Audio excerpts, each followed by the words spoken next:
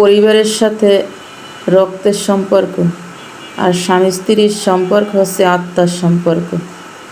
তাই তো শেষ বয়সে পরিবার নয়, স্বামী পাশে স্ত্রী আর স্ত্রী পাশে স্বামী থেকে যাবে।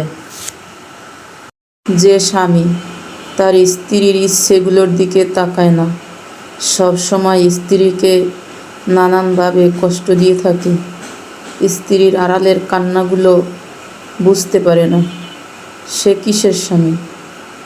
একটা বালিশও জানে যে একটা স্ত্রী স্বামীর দেহে আঘাতে কতটা কষ্ট পায়, কিন্তু স্বামী স্ত্রী পাশে থেকেও তা বুঝতে পারে না।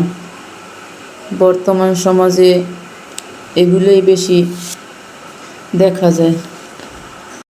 বর্তমান সময়ে কিছু স্বামী আছে, স্ত্রীকে সময় দেওয়া বলতে স্ত্রীর পাশে শুয়ে শুয়ে মোবাইল টেপাকে বোঝায়। সে বুঝাইতেছে যে আমি তো তোমার পাশে আছি, মোবাইল টিপতেছি তাতে কি হয়েছে, পাশে তো আছি, এটা সে বুঝাইতেছে। সকালে আসলাম আলু ভর্তা বানাইতে, মরিচ ডালছি, এখন মাখাইয়ে নেব। আর আমার স্বামী কী করছে, সকালে উঠেই আলামত নিয়ে বইছে। আর আমার ছেলে তো তরকারি খাইতে আছে, খায় না সহজে, মাঝে মধ্যে দু একদিন এইভাবে খায়। আর আমি আলুগুলো মাখাই নিতে আছি। আলু ভর্তা তেমন একটা পছন্দ না, কিন্তু মাঝে মধ্যে দু এক সময় যখন খাইতে ইচ্ছে করে তখন এভাবে বানাই। সকালবেলা গরম ভাত রান্না করি আর আলু ভর্তা বানাই, ডিম ভাজি। ডাল রান্না করলে তো বেশি ভালো লাগে, কিন্তু ডাল আমার রান্না করতে কষ্ট লাগে আর খাই না, একটু খাইলে আবার থাইকে যায় সব কিছু, এই জন্য আর রান্না করা হয় না। রান্না শেষ, খাওয়ার জন্য আসছি। ডাটা দিয়া মুরগির মাংস, এই হলো মাংস। ফ্রিজেই ছিল, কারণ আজকে শুক্রবার, এই জন্য রান্না করলাম। আমার কাছে শুক্রবার আর শনিবার নাই, আর আব্বুর তো আবার শুক্রবার ছুটি থাকে না, যেদিন ছুটি থাকে ওই দিনই রান্না হয়। আজকের তাও করলাম ডাটা দিয়া, তারপর মুরগির মাংস। আর রান্না করি না কখনো, আজকের প্রথম খাবো। কষা ডাটা দিয়ে এখন কষাই নেব। আবার একটা আলু দিছি, আমার ছেলে আবার আলু লাগে, এই জন্য এখন আমি ভালোভাবে কষিয়ে নিব।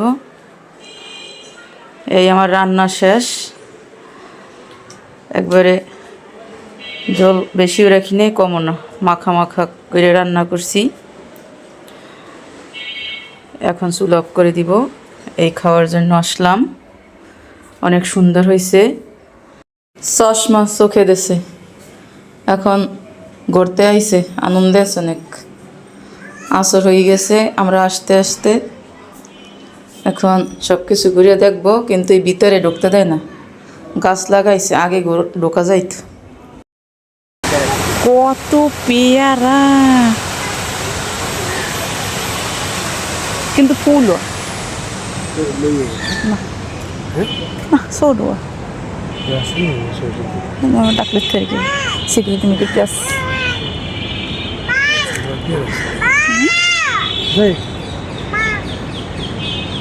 আইতে দুপুরে কথা হয় না।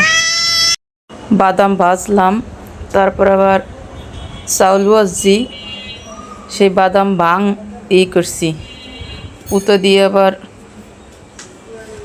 বাড়ছি, বাড়িটা বাদাম বাড়ি করছি, কারণ করতে অনেক দেরি লাগবে, এই জন্য। পরে এখন চাউলের সাথে মিশাইয়া বক্স ভরে রাখবো।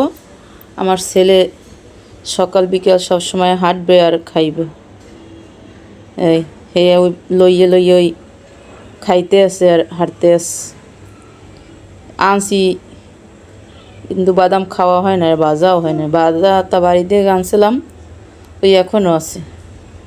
পরে আজকের আসলাম এই ভাজতে। আম, দুধ, তারপর মাছ, কুমার শাক, এদিকে আছে ডাটা দিয়ে ডাইল রান্না করছি। এখন আসলাম খাওয়ার জন্য। আজকের আমার দুধ দিয়ে খাওয়া হবে, অনেক মজার।